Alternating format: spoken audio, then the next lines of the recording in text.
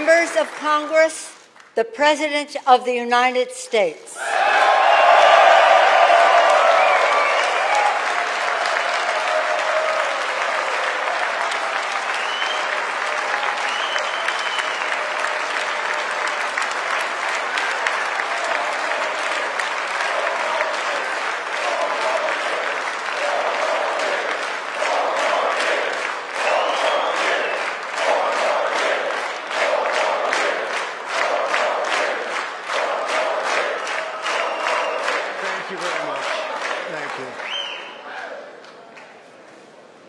Thank you very much. Madam Speaker, Mr. Vice President, members of Congress, the First Lady of the United States.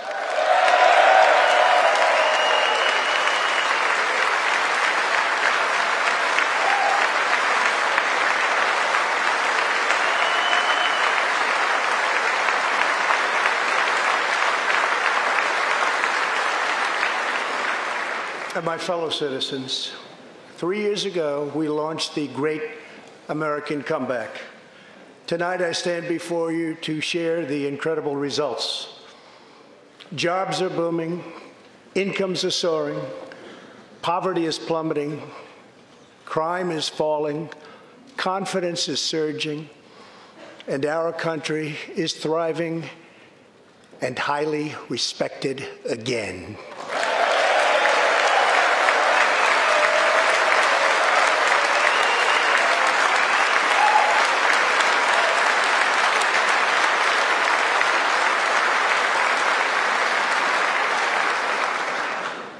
America's enemies are on the run, America's fortunes are on the rise, and America's future is blazing bright. The years of economic decay are over.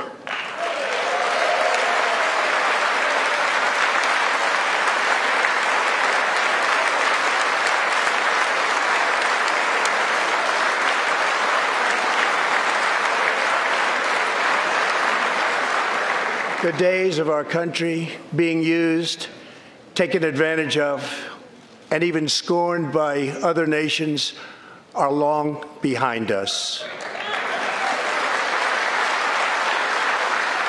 Gone too are the broken promises, jobless recoveries, tired platitudes, and constant excuses for the depletion of American wealth, power, and prestige.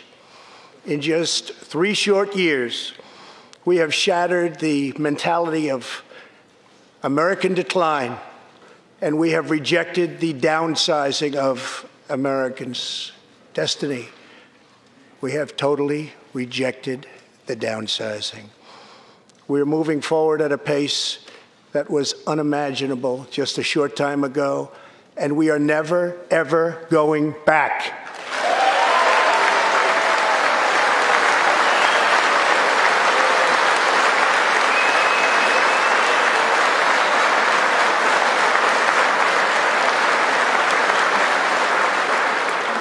I am thrilled to report to you tonight that our economy is the best it has ever been. Our military is completely rebuilt, with its power being unmatched anywhere in the world, and it's not even close. Our borders are secure. Our families are flourishing. Our values are renewed. Our pride is restored. And for all of these reasons, I say to the people of our great country, and to the members of Congress, the state of our union is stronger than ever before.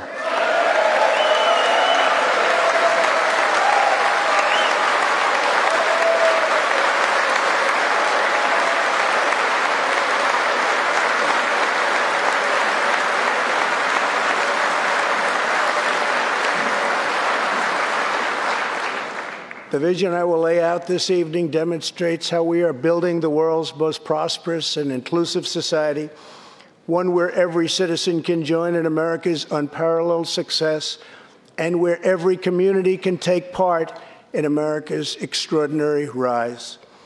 From the instant I took office, I moved rapidly to revive the U.S. economy, slashing a record number of job-killing regulations, enacting historic and record-setting tax cuts, and fighting for fair and reciprocal trade agreements.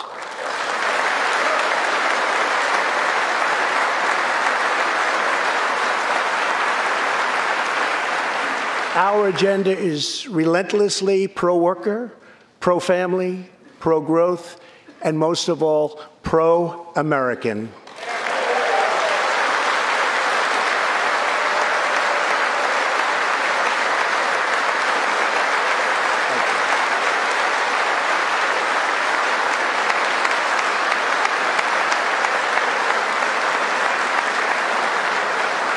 Thank you. We are advancing with unbridled optimism and lifting our citizens of every race, color, religion, and creed very, very high. Since my election, we have created 7 million new jobs, 5 million more than government experts projected during the previous administration.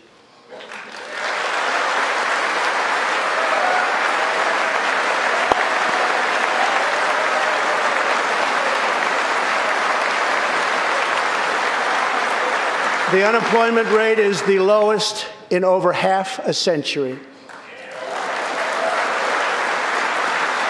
And very incredibly, the average unemployment rate under my administration is lower than any administration in the history of our country. Yeah.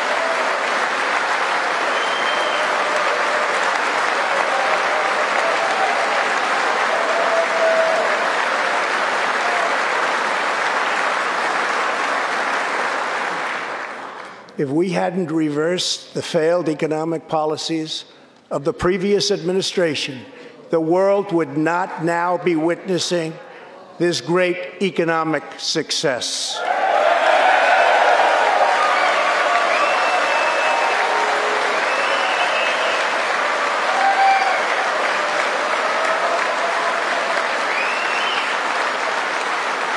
The unemployment rate for African Americans, Hispanic Americans, and Asian Americans has reached the lowest levels in history.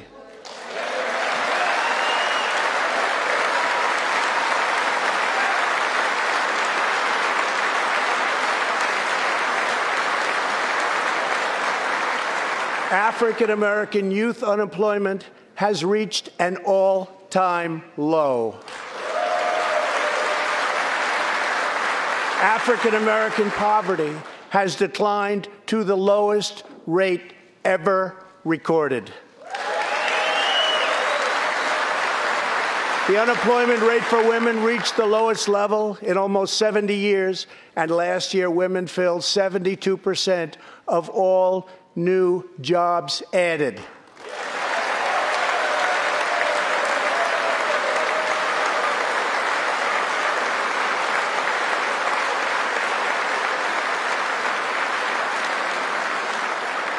The veterans' unemployment rate dropped to a record low.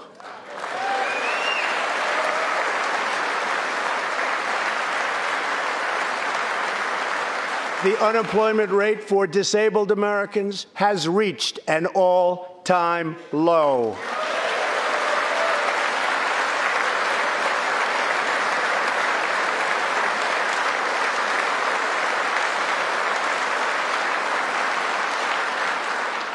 Workers without a high school diploma have achieved the lowest unemployment rate recorded in U.S. history.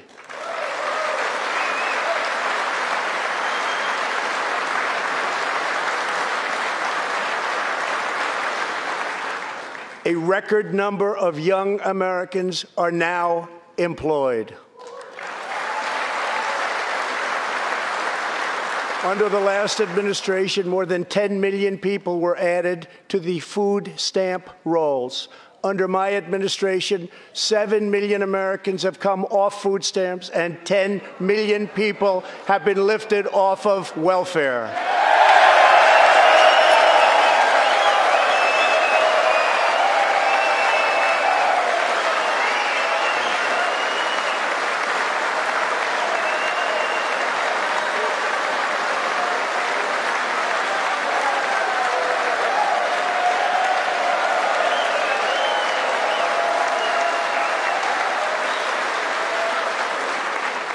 In 8 years under the last administration, over 300,000 working-age people dropped out of the workforce.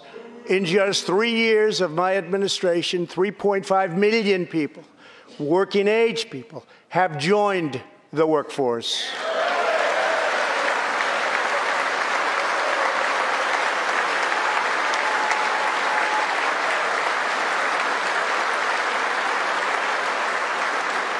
Since my election, the net worth of the bottom half of wage earners has increased by 47%, 3 times faster than the increase for the top 1%.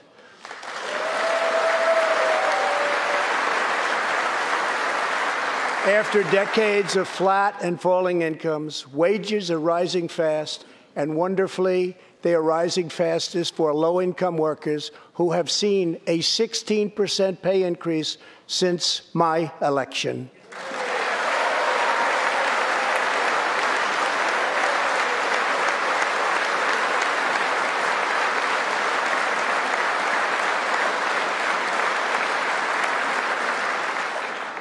This is a blue-collar boom.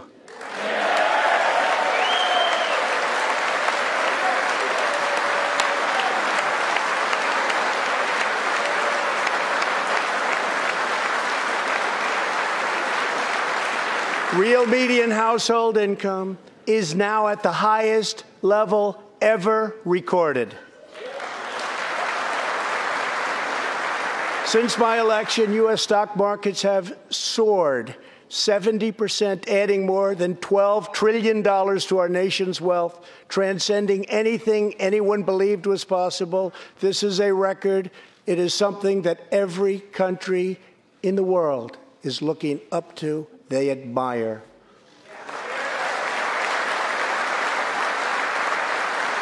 Consumer confidence has just reached amazing new highs.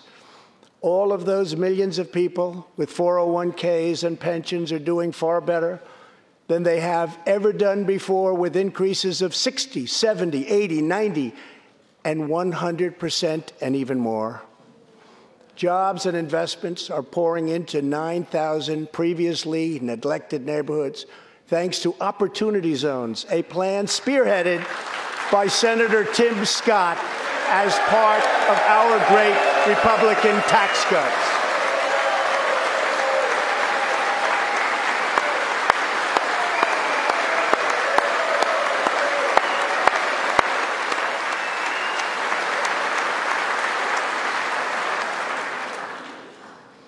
In other words, wealthy people and companies are pouring money into poor neighborhoods or areas that haven't seen investment in many decades, creating jobs, energy, and excitement.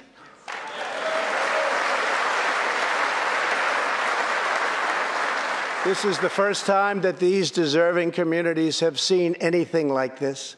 It's all working. Opportunity Zones are helping Americans like Army veteran Tony Rankins from Cincinnati, Ohio. After struggling with drug addiction, Tony lost his job, his house, and his family. He was homeless. But then Tony found a construction company that invests in Opportunity Zones. He is now a top tradesman, drug-free, reunited with his family, and he is here tonight. Tony, keep up the great work, Tony.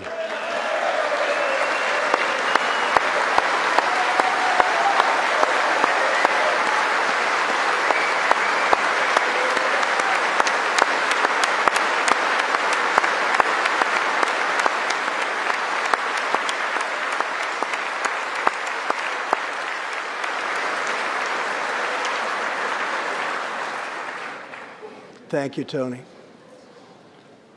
Our roaring economy has, for the first time ever, given many former prisoners the ability to get a great job and a fresh start.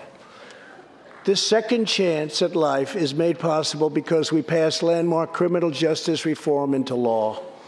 Everybody said that criminal justice reform couldn't be done, but I got it done, and the people in this room got it done.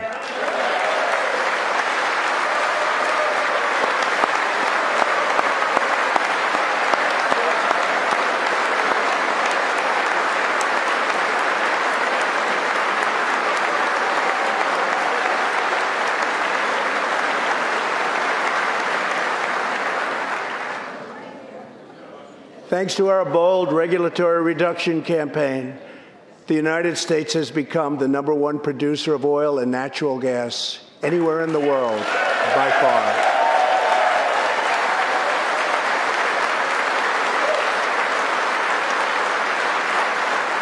With the tremendous progress we have made over the past 3 years, America is now energy independent, and energy jobs, like so many other elements of our country, are at a record high.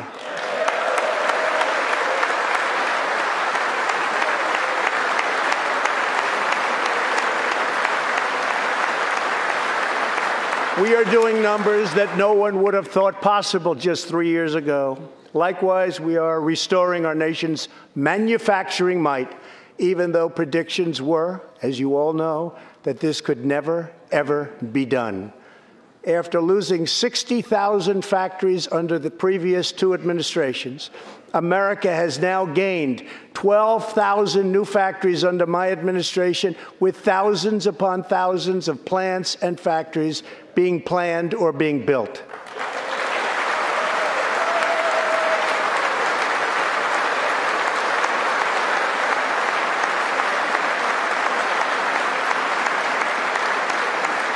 Companies are not leaving. They are coming back to the USA. The fact is that everybody wants to be where the action is, and the United States of America is indeed the place where the action is. One of the biggest promises I made to the American people was to replace the disastrous NAFTA trade deal.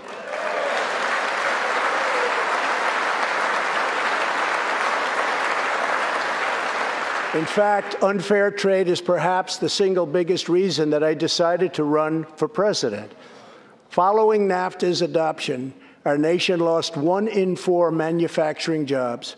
Many politicians came and went, pledging to change or replace NAFTA, only to do so, and then absolutely nothing happened. But unlike so many who came before me, I keep my promises. We did our job.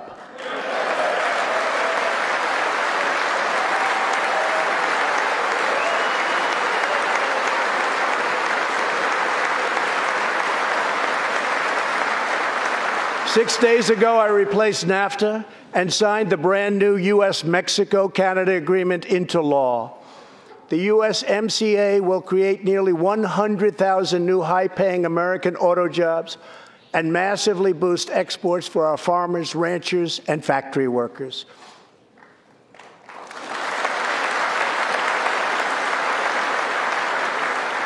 It will also bring trade with Mexico and Canada to a much higher level, but also to be a much greater degree of fairness and reciprocity. We will have that fairness and reciprocity, and I say that finally because it's been many, many years that we were treated fairly on trade. This is the first major trade deal in many years to earn the strong backing of America's labor unions. I also promised our citizens that I would impose tariffs to confront China's massive theft of America's jobs. Our strategy has worked. Days ago, we signed the groundbreaking new agreement with China that will defend our workers, protect our intellectual property, bring billions and billions of dollars into our treasury, and open vast new markets for products made and grown right here in the USA.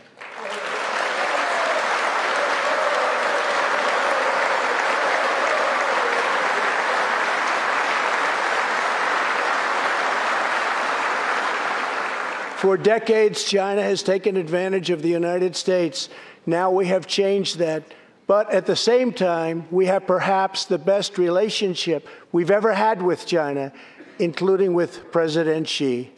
They respect what we've done because, quite frankly, they could never really believe that they were able to get away with what they were doing year after year, decade after decade, without someone in our country stepping up and saying, "That's enough."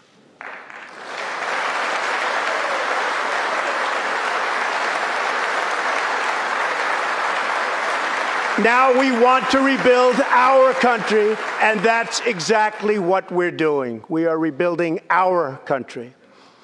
As we restore American leadership throughout the world, we are once again standing up for freedom in our hemisphere. That's why my administration reversed the failing policies of the previous administration on Cuba.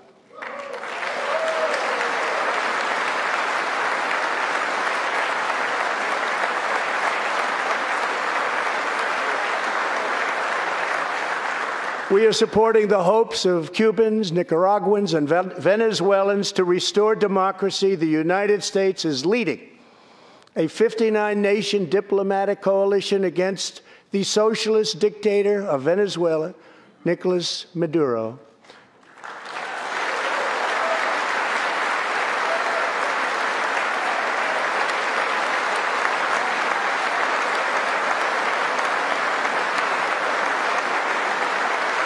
Maduro is an illegitimate ruler, a tyrant who brutalizes his people, but Maduro's grip on tyranny will be smashed and broken. Here this evening is a very brave man who carries with him the hopes, dreams, and aspirations of all Venezuelans. Joining us in the gallery is the true and legitimate president of Venezuela, Juan Guaido. Mr. President, please take this message back to your family.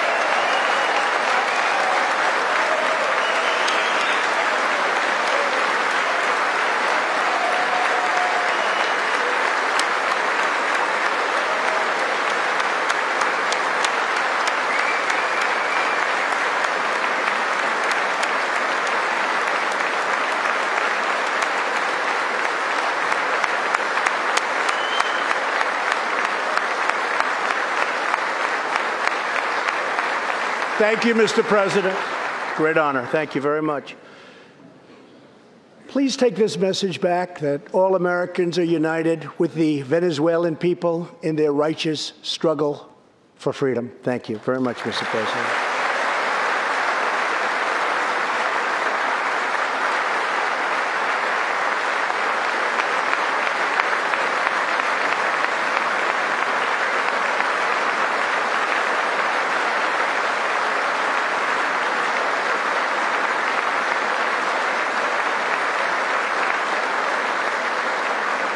Thank you very much. Socialism destroys nations, but always remember, freedom unifies the soul.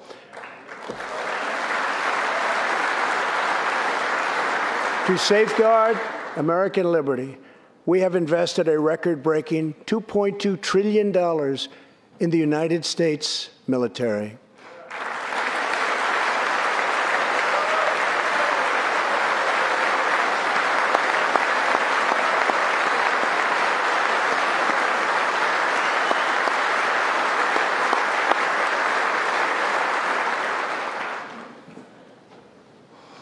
We have purchased the finest planes, missiles, rockets, ships, and every other form of military equipment, and it's all made right here in the USA.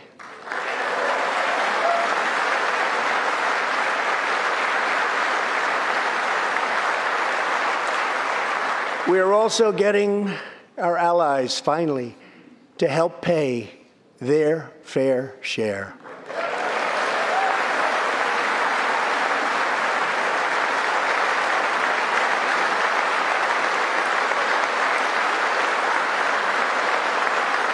I have raised contributions from other NATO members by more than $400 billion, and the number of allies meeting their minimum obligations has more than doubled.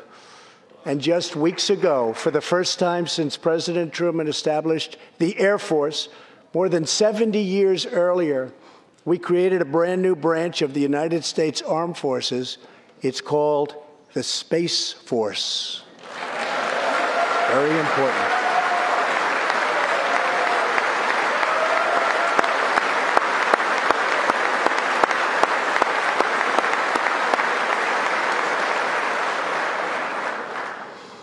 In the gallery tonight, we have a young gentleman and what he wants so badly, 13 years old, Ian Lawnfay. He's an 8th grader from Arizona. Ian, please stand up. Ian has always dreamed of going to space. He was the first in his class and among the youngest at an aviation academy. He aspires to go to the Air Force Academy, and then he has his eye on the Space Force. As Ian says, most people look up at space. I want to look down on the world.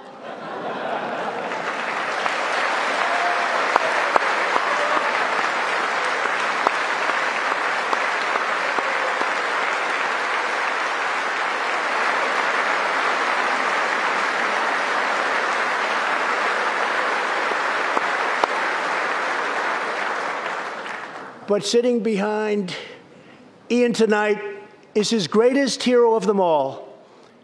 Charles McGee was born in Cleveland, Ohio, 1 century ago.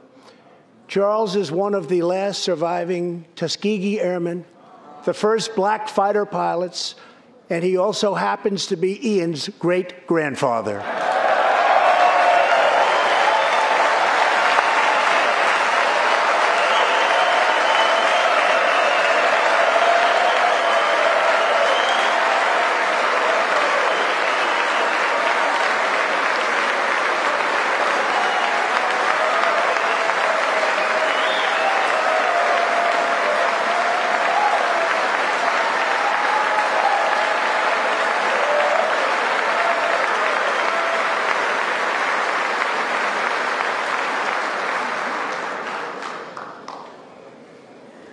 Incredible story. After more than 130 combat missions in World War II, he came back home to a country still struggling for civil rights and went on to serve America in Korea and Vietnam.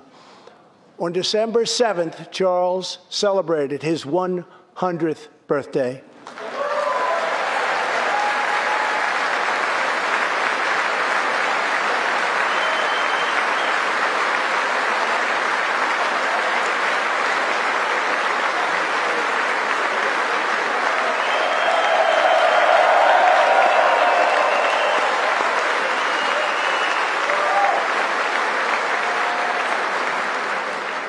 A few weeks ago, I signed a bill promoting Charles McGee to Brigadier General, and earlier today, I pinned the stars on his shoulders in the Oval Office.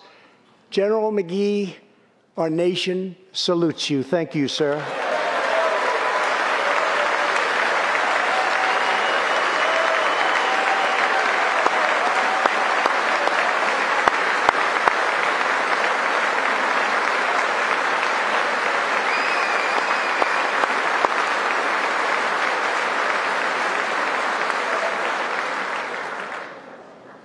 From the Pilgrims to the founders, from the soldiers at Valley Forge to the marchers at Selma, and from President Lincoln to the Reverend Martin Luther King, Americans have always rejected limits on our children's future. Members of Congress, we must never forget that the only victories that matter in Washington are victories that deliver for the American people.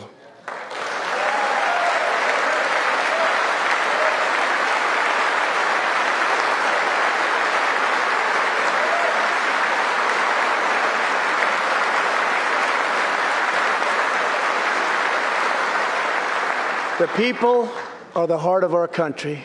Their dreams are the soul of our country, and their love is what powers and sustains our country. We must always remember that our job is to put America first.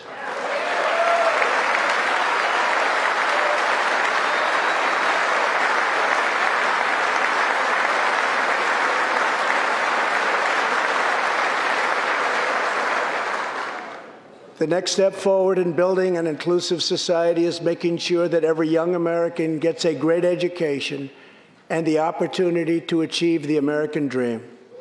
Yet for too long, countless American children have been trapped in failing government schools. To rescue these students, 18 states have created school choice in the form of opportunity scholarships. The programs are so popular that tens of thousands of students remain on a waiting list. One of those students is Janiyah Davis, a fourth grader from Philadelphia. Janiyah.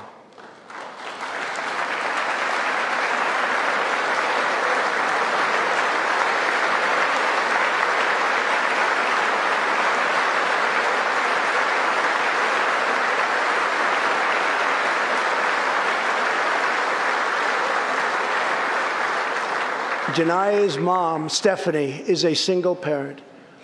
She would do anything to give her daughter a better future. But last year, that future was put further out of reach when Pennsylvania's governor vetoed legislation to expand school choice to 50,000 children. Janiyah and Stephanie are in the gallery. Stephanie, thank you so much for being here with your beautiful daughter. Thank you very much.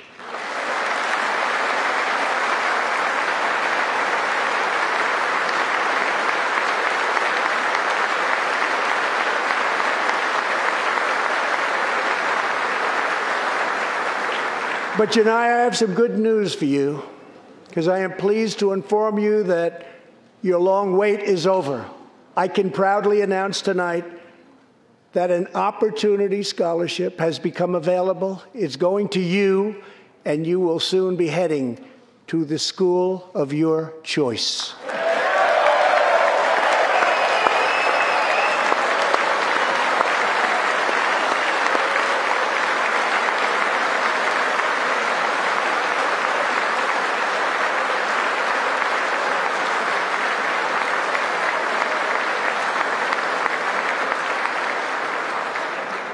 Now I call on Congress to give 1 million American children the same opportunity Janiyah has just received. Pass the Education Freedom Scholarships and Opportunities Act, because no parent should be forced to send their child to a failing government school.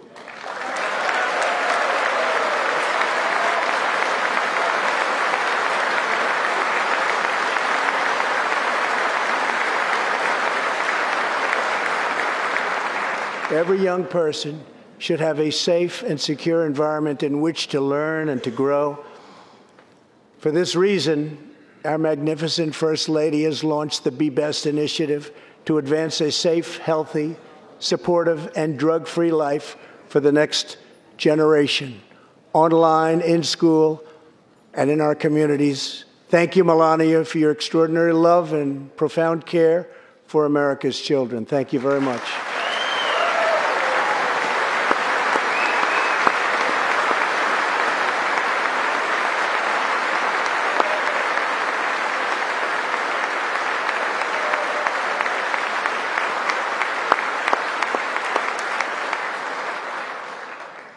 My administration is determined to give our citizens the opportunities they need, regardless of age or background.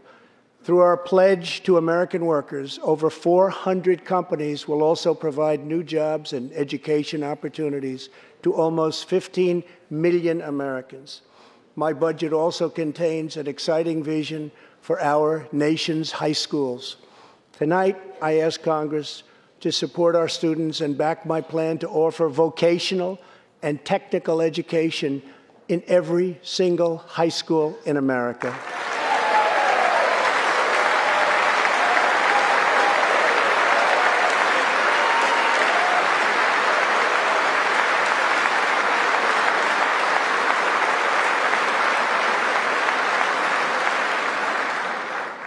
To expand equal opportunity, I am also proud that we achieved record and permanent funding for our nation's historically black colleges and universities.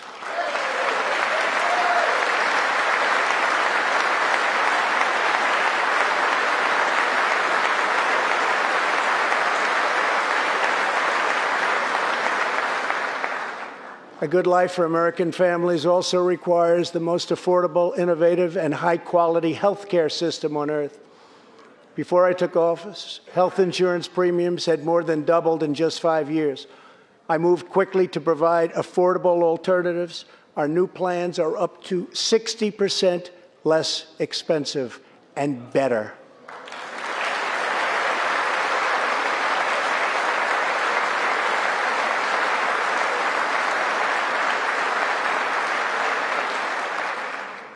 I've also made an ironclad pledge to American families. We will always protect patients with pre-existing conditions.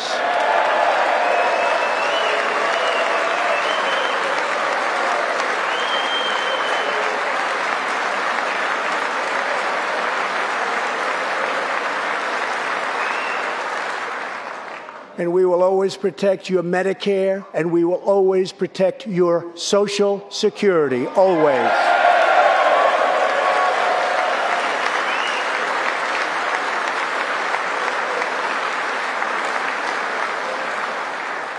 The American patient should never be blindsided by medical bills.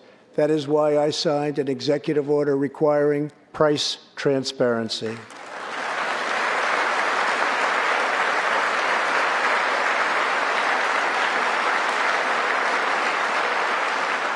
Many experts believe that transparency, which will go into full effect at the beginning of next year, will be even bigger than health care reform. It will save families massive amounts of money for substantially better care. But as we work to improve Americans' health care, there are those who want to take away your health care, take away your doctor, and abolish private insurance entirely. 132 lawmakers in this room have endorsed legislation to impose a socialist takeover of our health care system, wiping out the private health insurance plans of 180 million very happy Americans. To those watching at home tonight, I want you to know we will never let socialism destroy American health care.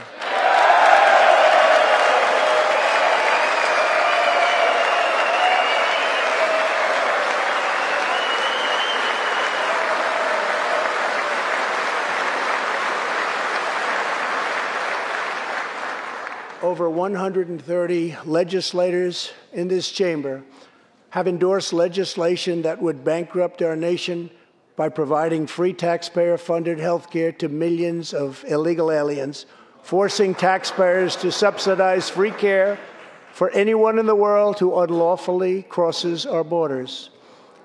These proposals would raid the Medicare benefits of our seniors and that our seniors depend on, while acting as a powerful lure for illegal immigration.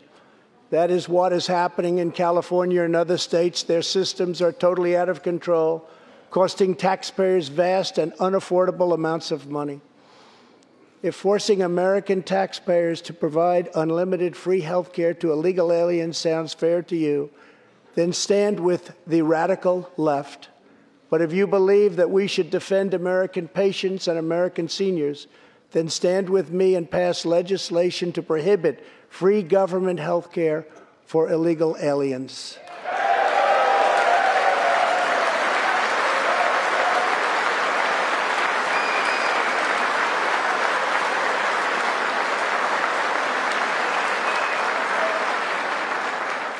This will be a tremendous boon to our already very strongly guarded southern border, where, as we speak, a long, tall, and very powerful wall is being built.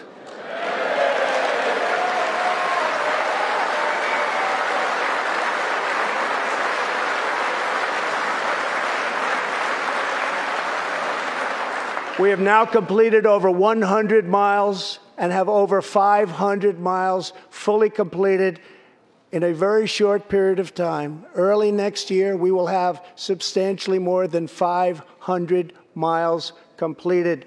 My administration is also taking on the big pharmaceutical companies. We have approved a record number of affordable generic drugs, and medicines are being approved by the FDA at a faster clip than ever before.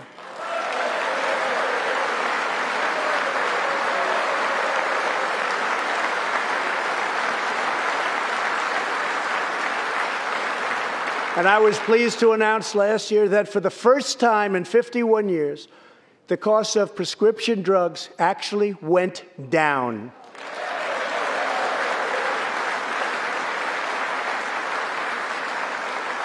And working together, Congress can reduce drug prices substantially from current levels.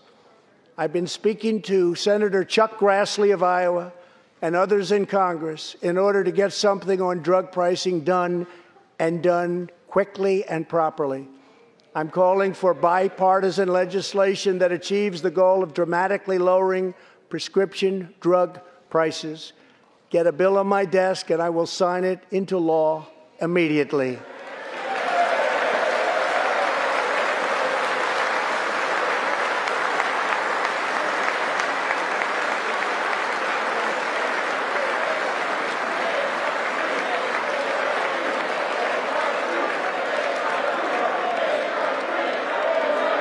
With unyielding commitment, we are curbing the opioid epidemic. Drug overdose deaths declined for the first time in nearly 30 years. Among the states hardest hit, Ohio is down 22%, Pennsylvania is down 18%, Wisconsin is down 10%, and we will not quit until we have beaten the opioid epidemic once and for all.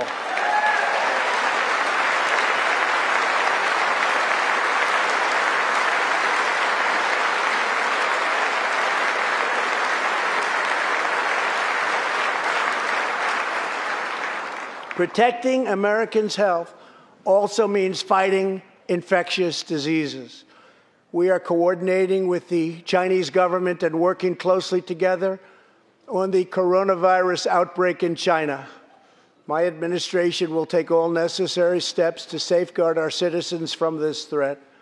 We have launched ambitious new initiatives to substantially improve care for Americans with kidney disease, Alzheimer's, and those struggling with mental health. And because Congress was so good as to fund my request, new cures for childhood cancer, and we will eradicate the AIDS epidemic in America by the end of this decade.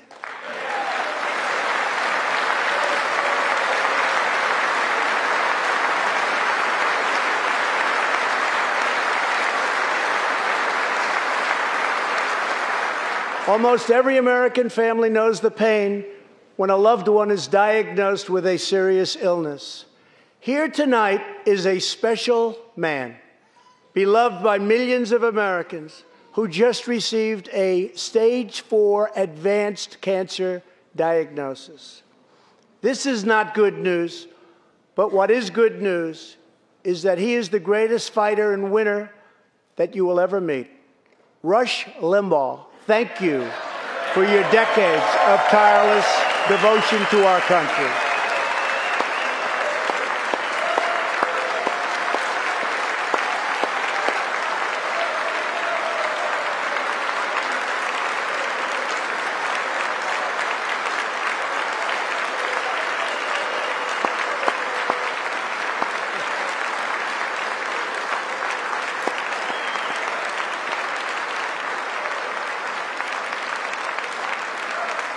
And Rush, in recognition of all that you have done for our nation, the millions of people a day that you speak to and that you inspire, and all of the incredible work that you have done for charity, I am proud to announce tonight that you will be receiving our country's highest civilian honor, the Presidential Medal of Freedom.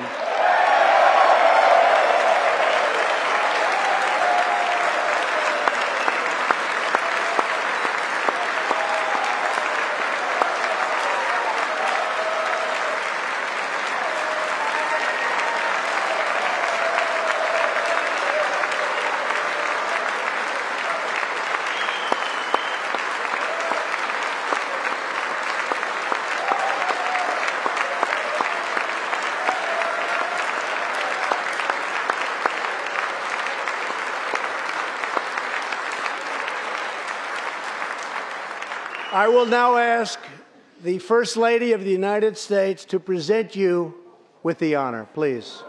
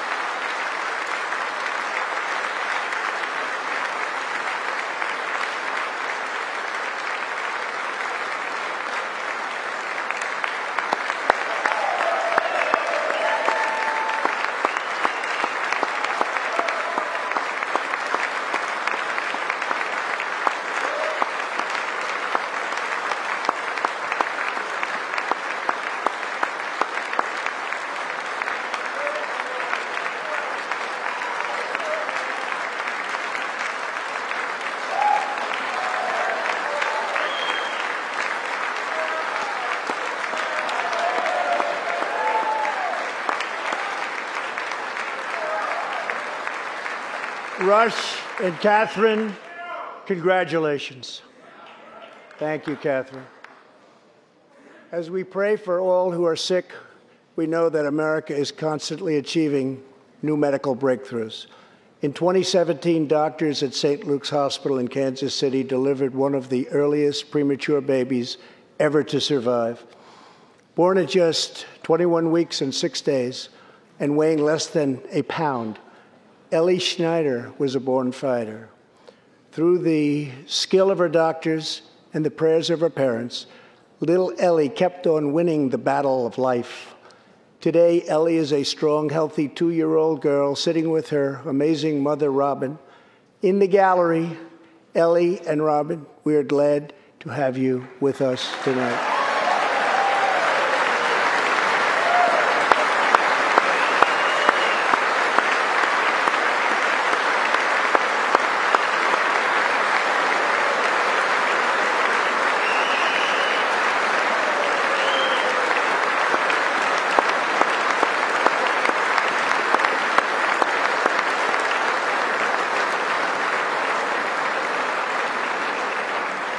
Ellie reminds us that every child is a miracle of life. And thanks to modern medical wonders, 50% of very premature babies delivered at the hospital where Ellie was born now survive. It's an incredible thing. Thank you very much. Our goal should be to ensure that every baby has the best chance to thrive and grow just like Ellie. That is why I'm asking Congress to provide an additional $50 million to fund neonatal research for America's youngest patients.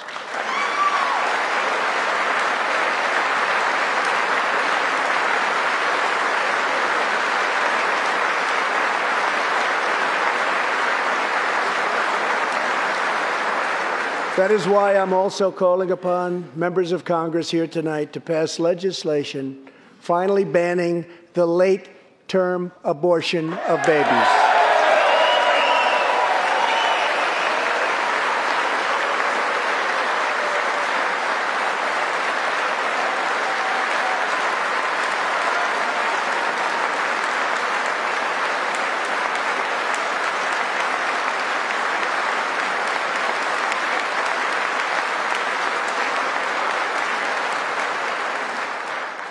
Whether we are Republican, Democrat, or Independent, surely we must all agree that every human life is a sacred gift from God.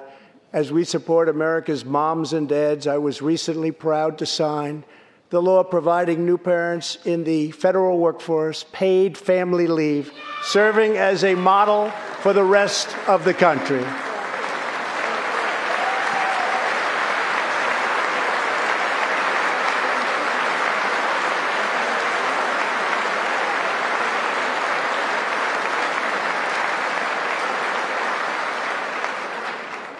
Now I call on Congress to pass the bipartisan Advancing Support for Working Families Act, extending family leave to mothers and fathers all across our nation.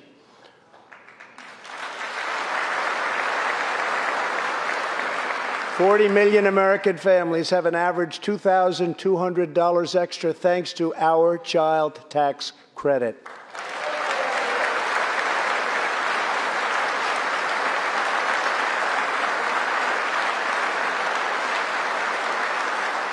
I've also overseen historic funding increases for high-quality child care, enabling 17 states to help more children, many of which have reduced or eliminated their wait lists altogether. And I sent Congress a plan with a vision to further expand access to high-quality child care and urge you to act immediately.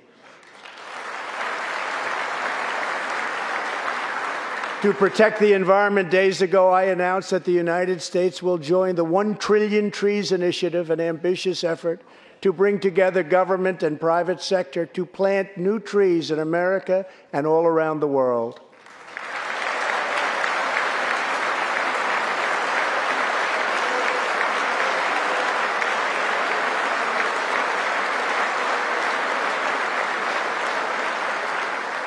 We must also rebuild America's infrastructure.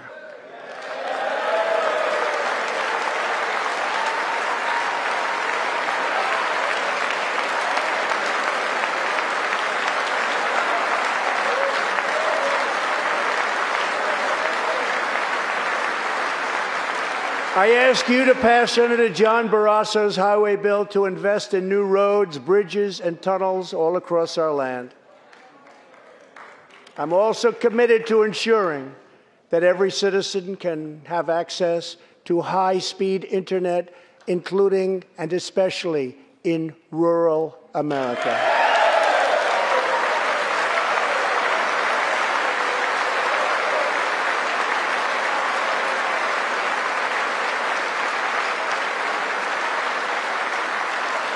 A better tomorrow for all Americans also requires us to keep America safe. That means supporting the men and women of law enforcement at every level, including our nation's heroic ICE officers.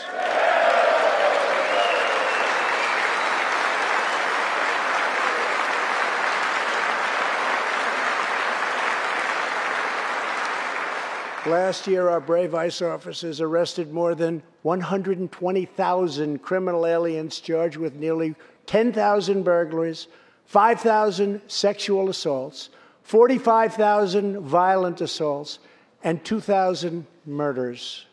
Tragically, there are many cities in America where radical politicians have chosen to provide sanctuary for these criminal illegal aliens. In sanctuary cities, local officials order police to release dangerous criminal aliens to prey upon the public instead of handing them over to ICE to be safely removed. Just 29 days ago, a criminal alien freed by the sanctuary city of New York was charged with the brutal rape and murder of a 92-year-old woman. The killer had been previously arrested for assault, but under New York's sanctuary policies, he was set free. If the city had honored ICE's detainer request, his victim would still be alive today. The state of California passed an outrageous law declaring their whole state to be a sanctuary for criminal illegal immigrants, a very terrible sanctuary with catastrophic results. Here is just one tragic example. In December 2018, California police detained an illegal alien with 5 prior arrests, including convictions for robbery and assault. But as required by California's sanctuary law, local authorities released him. Days later, the criminal alien went on a gruesome spree of deadly violence. He viciously shot one man going about his daily work. He approached a woman sitting in her car and shot her in the arm and in the chest. He walked into a convenience store and wildly fired his weapon. He hijacked a truck and smashed into vehicles, critically injuring innocent victims. One of the victims is a terrible, terrible situation. Died, 51-year-old American named Rocky Jones. Rocky was at a gas station when this vile criminal fired 8 bullets at him from close range, murdering him in cold blood. Rocky left behind a devoted family, including his brothers, who loved him more than anything else in the world. One of his grieving brothers is here with us tonight. Jody, would you please stand? Jody, thank you.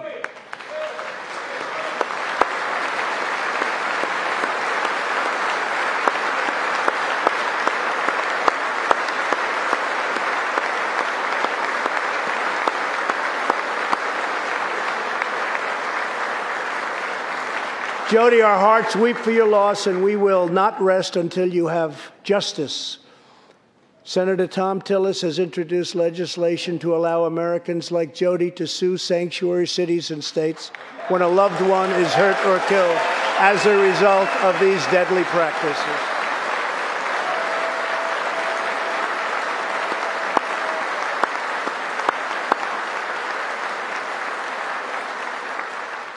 I ask Congress to pass the Justice for Victims of Sanctuary Cities Act immediately.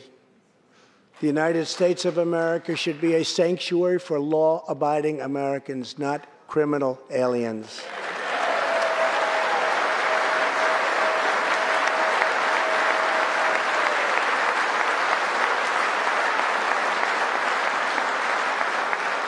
In the last 3 years, ICE has arrested over 5,000 wicked human traffickers, and I have signed 9 pieces of legislation to stamp out the menace of human trafficking domestically and all around the globe. My administration has undertaken an unprecedented effort to secure the southern border of the United States.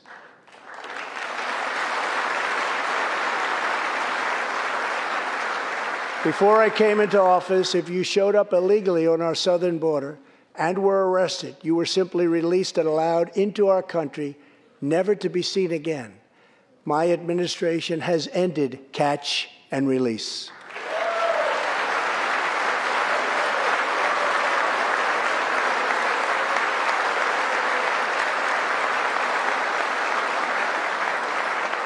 If you come illegally, you will now be promptly removed from our country.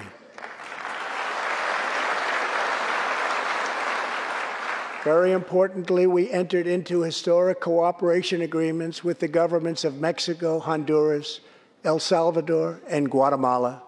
As a result of our unprecedented efforts, illegal crossings are down 75% since May, dropping 8 straight months in a row.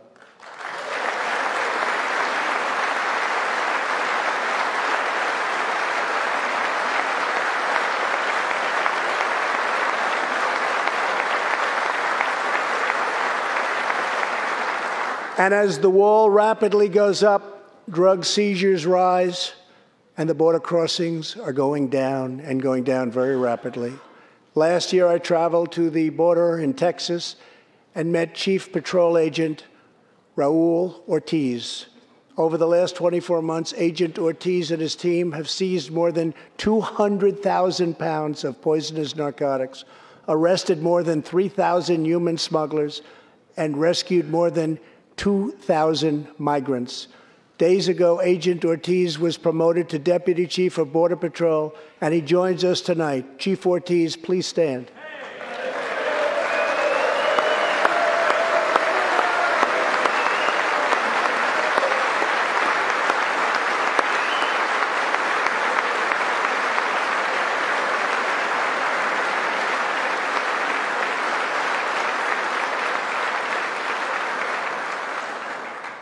A grateful nation thanks you and all of the heroes of Border Patrol and ICE. Thank you very much. Thank you. To build on these historic gains, we are working on legislation to replace our outdated and randomized immigration system with one based on merit, welcoming those who follow the rules, contribute to our economy, support themselves financially, and uphold our values.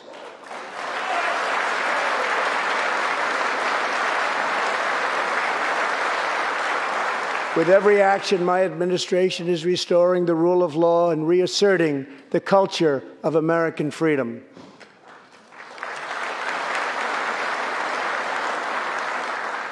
Working with Senate Majority Leader Mitch McConnell, thank you, Mitch, and his colleagues in the Senate, we have confirmed a record number of 187 new federal judges to uphold our Constitution as written. This includes 2 brilliant new Supreme Court justices, Neil Gorsuch and Brett Kavanaugh. Thank you.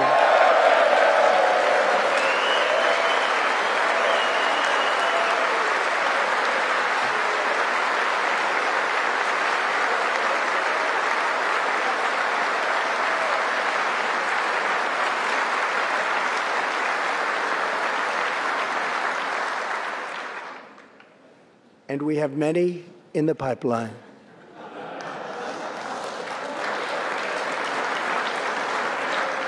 My administration is also defending religious liberty, and that includes the constitutional right to pray in public schools.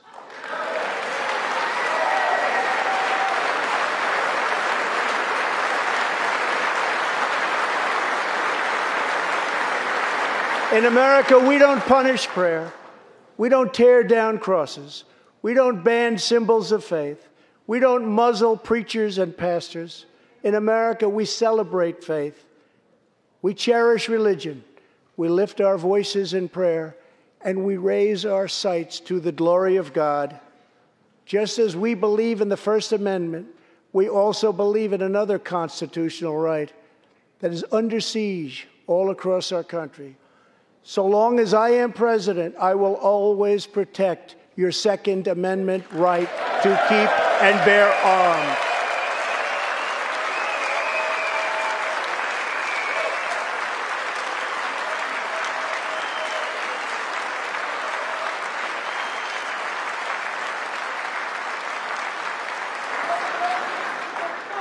In reaffirming our heritage as a free nation, we must remember that America has always been a frontier nation. Now we must embrace the next frontier, America's manifest destiny in the stars. I am asking Congress to fully fund the Artemis program to ensure that the next man and the first woman on the moon will be American astronauts, using this as a launching pad to ensure that America is the first nation to plant its flag on Mars.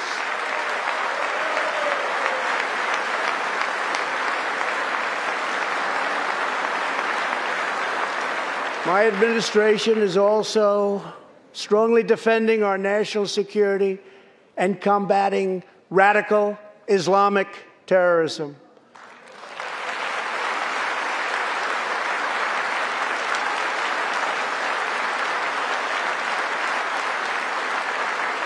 Last week, I announced a groundbreaking plan for peace between Israel and the Palestinians.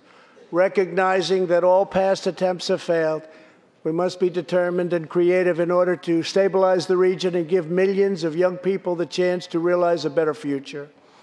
3 years ago, the barbarians of ISIS held over 20,000 square miles of territory in Iraq and Syria. Today, the ISIS territorial caliphate has been 100% destroyed, and the founder and leader of ISIS, the bloodthirsty killer known as al-Baghdadi, is dead.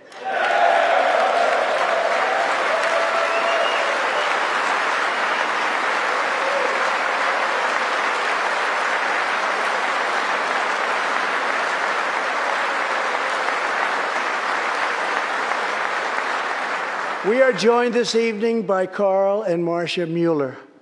After graduating from college, their beautiful daughter, Carla, became a humanitarian aid worker. She once wrote, "Some people find God in church, some people find God in nature, some people find God in love. I find God in suffering. I've known for some time what my life's work is, using my hands as tools to relieve suffering."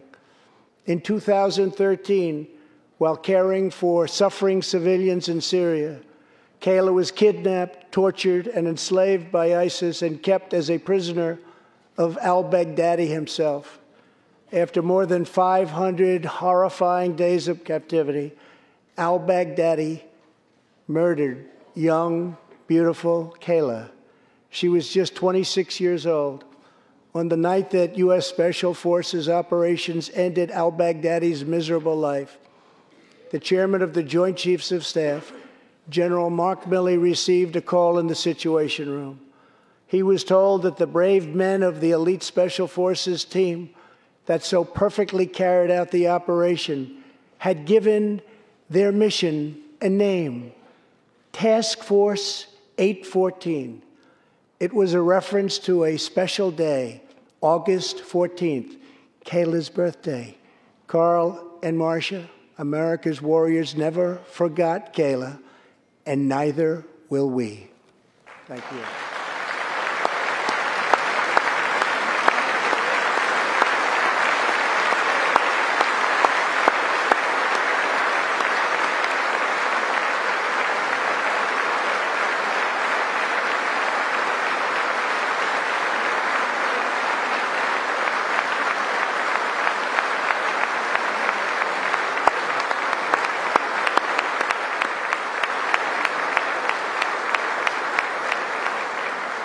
Every day, America's men and women in uniform demonstrate the infinite depth of love that dwells in the human heart.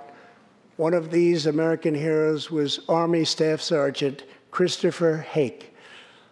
On his second deployment to Iraq in 2008, Sergeant Hake wrote a letter to his one-year-old son, Gage. "I will be with you again," he wrote to Gage. "I will teach you to ride your first bike, build your first sandbox, watch you play sports, and see you have kids also. I love you, son. Take care of your mother. I am always with you, Daddy." On Easter Sunday of 2008, Chris was out on patrol in Baghdad when his Bradley fighting vehicle was hit by a roadside bomb. That night, he made the ultimate sacrifice for our country. Sergeant Hake now rests in eternal glory in Arlington, and his wife, Kelly, is in the gallery tonight, joined by their son, who is now a 13-year-old and doing very, very well. To Kelly and Gage, Chris will live in our hearts forever. He is looking down on you now. Thank you.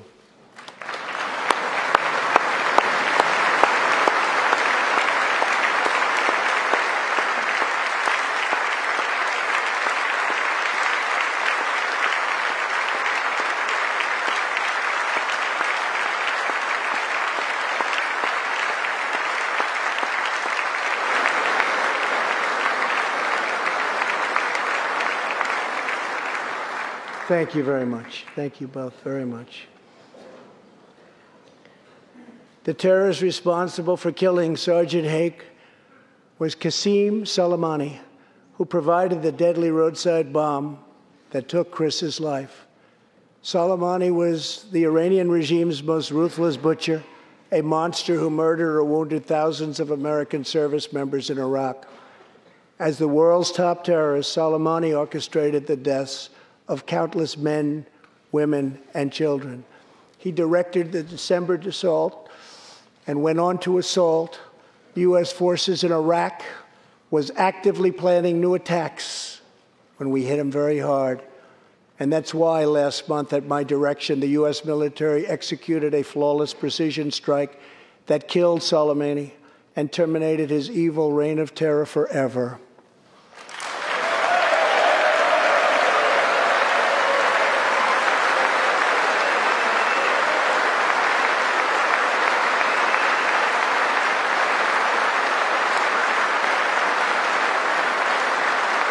Our message to the terrorists is clear.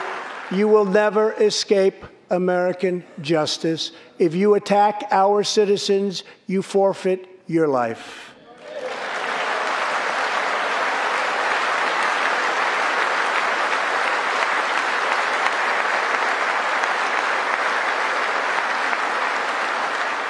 In recent months, we have seen proud Iranians raise their voices against their oppressive rulers. The Iranian regime must abandon its pursuit of nuclear weapons, stop spreading terror, death, and destruction, and start working for the good of its own people. Because of our powerful sanctions, the Iranian economy is doing very, very poorly. We can help them make a very good and short-time recovery. It can all go very quickly, but perhaps they are too proud or too foolish to ask for that help. We are here. Let's see which road they choose. It is totally up to them.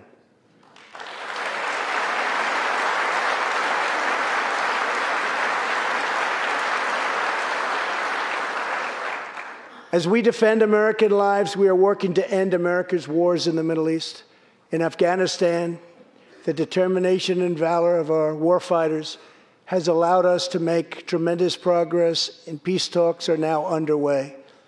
I am not looking to kill hundreds of thousands of people in Afghanistan, many of them totally innocent. It is also not our function to serve other nations as law enforcement agencies. These are warfighters that we have, the best in the world, and they either want to fight to win or not fight at all. We are working to finally end America's longest war and bring our troops back home.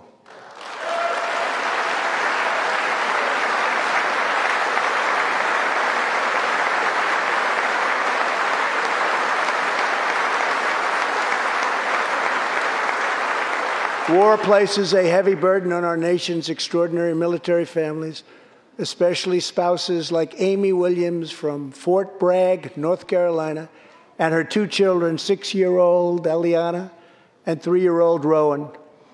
Amy works full-time and volunteers countless hours helping other military families. For the past 7 months, she has done it all while her husband, Sergeant First Class Townsend Williams, is in Afghanistan on his 4th deployment in the Middle East. Amy's kids haven't seen their father's face in many months. Amy, your family's sacrifice makes it possible for all of our families to live in safety and in peace, and we want to thank you. Thank you, Amy.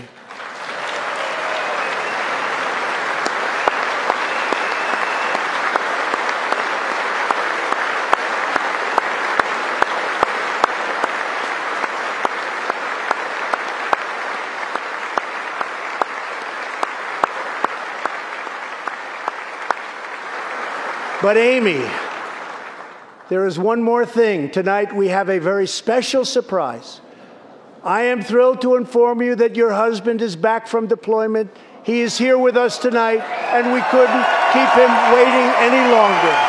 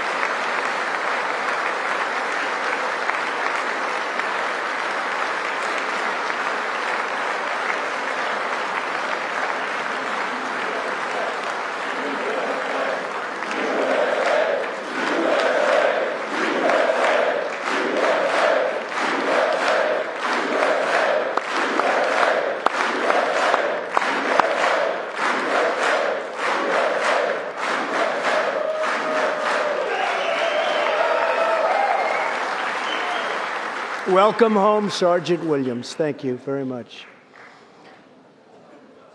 As the world bears witness tonight, America is a land of heroes. This is a place where greatness is born, where destinies are forged, and where legends come to life.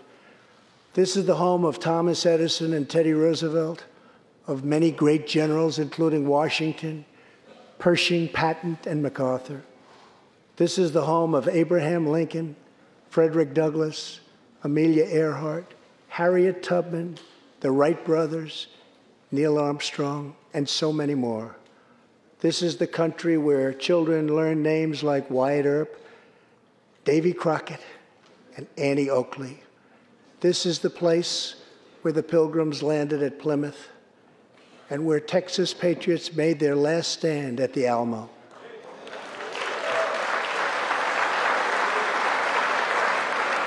The beautiful, beautiful Alamo. The American nation was carved out of the vast frontier by the toughest, strongest, fiercest, and most determined men and women ever to walk on the face of the earth. Our ancestors braved the unknown, tamed the wilderness, settled the Wild West, lifted millions from poverty, disease, and hunger, vanquished tyranny and fascism, ushered the world to new heights of science and medicine, laid down the railroads, dug out the canals, raised up the skyscrapers, and ladies and gentlemen, our ancestors built the most exceptional republic ever to exist in all of human history, and we are making it greater than ever before.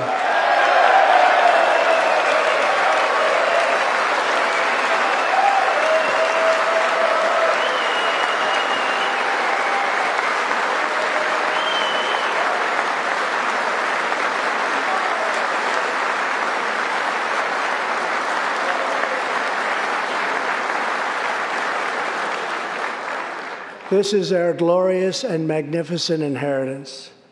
We are Americans. We are pioneers. We are the pathfinders. We settled the new world. We built the modern world.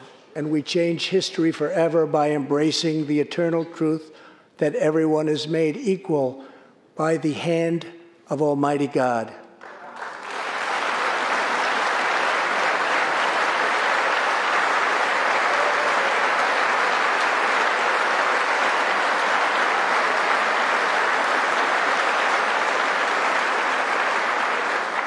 America is the place where anything can happen. America is the place where anyone can rise. And here, on this land, on this soil, on this continent, the most incredible dreams come true. This nation is our canvas, and this country is our masterpiece. We look at tomorrow and see unlimited frontiers just waiting to be explored. Our brightest discoveries are not yet known. Our most thrilling stories are not yet told. Our grandest journeys are not yet made. The American age, the American epic, the American adventure has only just begun. Our spirit is still young. The sun is still rising. God's grace is still shining. And my fellow Americans, the best is yet to come. Thank you, God bless you, and God bless America. Thank you very much.